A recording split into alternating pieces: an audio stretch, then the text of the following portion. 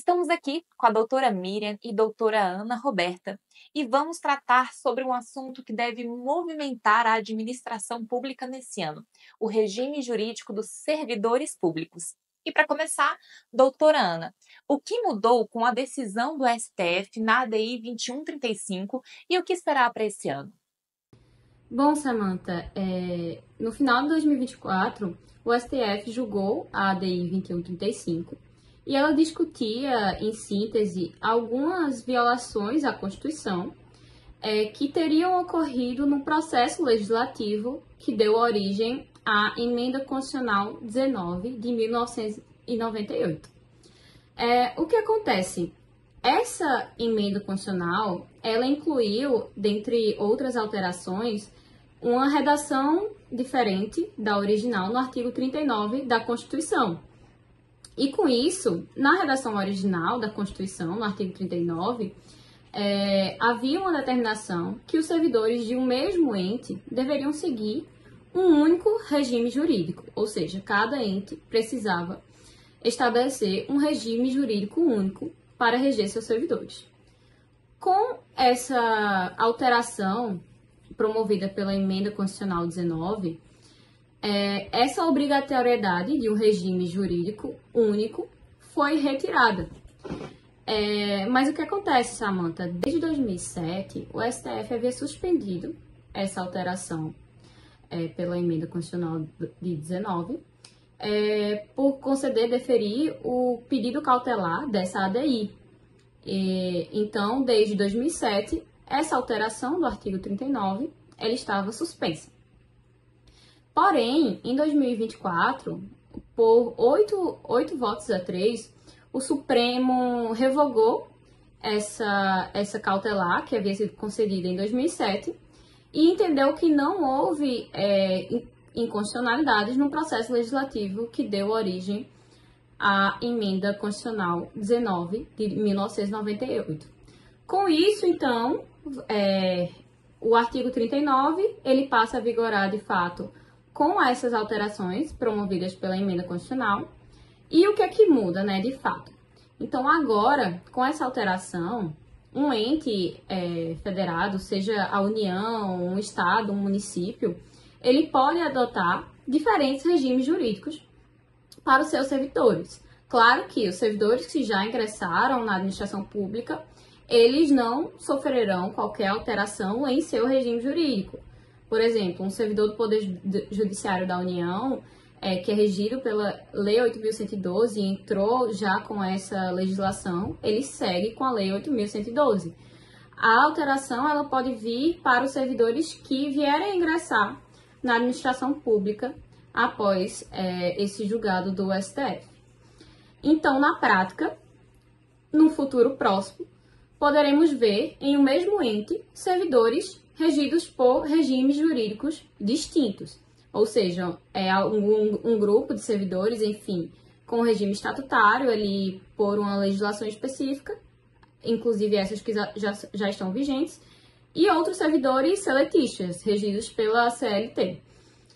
Então, por isso que nós falamos que houve uma flexibilização do regime jurídico único, porque ele deixa de ser exclusivo, ele deixa de ser obrigatório essa unidade no regime jurídico, né, dos servidores públicos. E essa flexibilização pode impactar mais algumas áreas do serviço público do que outras?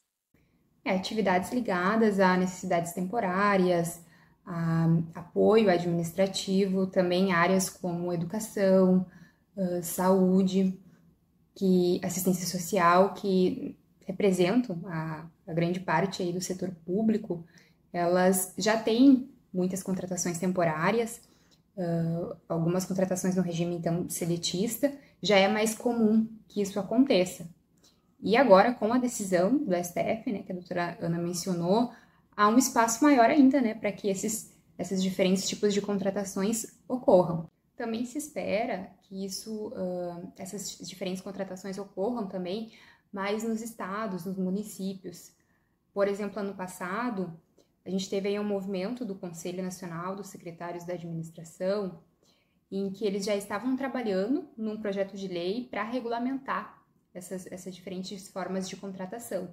Enquanto isso, no âmbito federal, a gente teve posicionamento de integrantes do Ministério da Gestão e da Inovação no sentido de defender o regime jurídico único, a estabilidade dos servidores públicos, porque eles entendiam que a convivência desses diferentes tipos de vínculos poderia causar prejuízos nas relações de trabalho desses servidores aí que estariam no mesmo ambiente de trabalho, mas com diferentes tipos de regime. E esse ponto é bastante interessante, como a doutora Miriam acabou de destacar, Samantha, porque, de fato, essa coexistência de regimes jurídicos distintos em um mesmo ente, ele pode, de fato, levar a um aumento de embates jurídicos e até mesmo de uma judicialização das relações ali de trabalho, principalmente quando a gente pensa em equiparação salarial entre servidores que estavam ali em diferentes regimes, direitos adquiridos, benefícios. Também é importante reforçar, Samantha, que a decisão do STF, ela não extingue o regime jurídico único, muito menos o regime estatutário dos servidores. Como eu tratei no início, quem entrou no serviço público antes de toda essa discussão, quem já está no serviço público com um determinado regime jurídico, com o regime jurídico único, segue com o regime jurídico único. Então, essa decisão ela também não extingue os concursos públicos. A regra do concurso público ela é uma regra constitucional, ela está no artigo 37, inciso 2 da Constituição, e ela é a forma constitucional de se ingressar no serviço público. Então, de fato, não há o fim dos concursos públicos. Inclusive, 2025 deve ser um ano de muitas nomeações de servidores nestes regimes, né? No caso da União, do regime jurídico da União, por conta também do concurso nacional unificado, que teve uma grande adesão por parte dos concurseiros e que foi regido, enfim, pelas leis, né, vigentes, pensando, de fato, no regime jurídico único.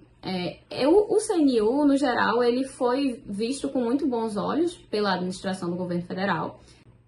O próprio governo federal, ele avaliou muito bem o concurso nacional unificado, o que pode indicar também que essa forma de concurso, essa forma de certame unificado, ele venha a ocorrer mais vezes no futuro, diante dessa aprovação pelo governo. Isso, e justamente pela questão do CNU, né, do governo federal passar a adotar essa forma de concurso público, motivou ele a aprovar um ato que padronizasse as regras do estágio probatório. Ele já havia anunciado que ia aprovar um ato nesse sentido, e justamente pela questão do ingresso dessa forma, com o CNU, ainda no ano passado, no final, mais ou menos do ano, e esse ano, em fevereiro, ele aprovou um decreto, 12.374, em fevereiro, que institui aí regras para o estágio probatório que devem ser seguidas por todos os órgãos públicos federais. E o que mudou exatamente sobre a nova regulamentação do estágio probatório? Samantha, a gente pode destacar 3 grandes inovações. A primeira é justamente essa questão de padronizar a forma de avaliação. O decreto ele estabelece que todos os órgãos públicos federais, que antes tinham uma certa flexibilidade para fazer essa avaliação, agora devem seguir um formato em que há 3 ciclos de avaliações. O primeiro com 12 meses de exercício do cargo, depois em 24 meses e 32 meses. A segunda grande inovação que a gente pode citar é a ampliação das pessoas que vão avaliar o servidor. Antes era a chefia imediata, agora o decreto possibilita que, além da chefia imediata, os seus colegas, né, os colegas dos servidores, eles possam avaliar. há a necessidade desses servidores serem estáveis e estarem há pelo menos 6 meses na mesma área, e também há a possibilidade do próprio servidor participar nessa avaliação, seja uma autoavaliação e contribuir, né, na pontuação da avaliação final. Mas esse ponto é importante citar que também há ainda um outro ato que vai regulamentar, né? O decreto ele traz aí pontos gerais, mas ele também já prevê que um outro ato vai ser aprovado e vai especificar, né, essa parte desse tipo de avaliação. Por fim, a gente pode citar também a criação do Programa de Desenvolvimento Inicial.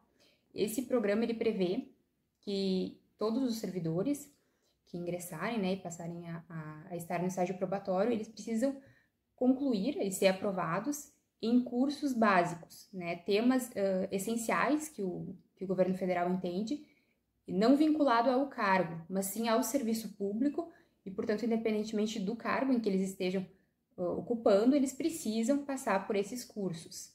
Eles precisam também concluir esses cursos aí nos 2 primeiros anos do estágio probatório. E um outro ponto que a gente pode destacar é que o decreto agora estabelece que o servidor, para ser aprovado no estágio probatório, ele precisa atingir uma média mínima de 80 pontos em cada ciclo de avaliação, ou seja, nos 3 ciclos que eu mencionei, né, que agora são obrigatórios, ele precisa observar essa pontuação. Também a gente pode destacar que os órgãos públicos eles vão ter aí um prazo para adaptar os seus normativos às regras instituídas pelo decreto. Lá nos dispositivos finais do decreto, ele estabelece um prazo de 60 dias para que esses órgãos públicos federais possam, então, se adaptar, né, a essas novas regras instituídas pelo decreto. É isso, Samantha. E também sobre esse decreto que a doutora Miriam tratou agora, a gente destaca, por fim, que ele se aplica aos servidores nomeados a partir de 6 de fevereiro de 2025. E por que essa data? É a data da publicação do decreto.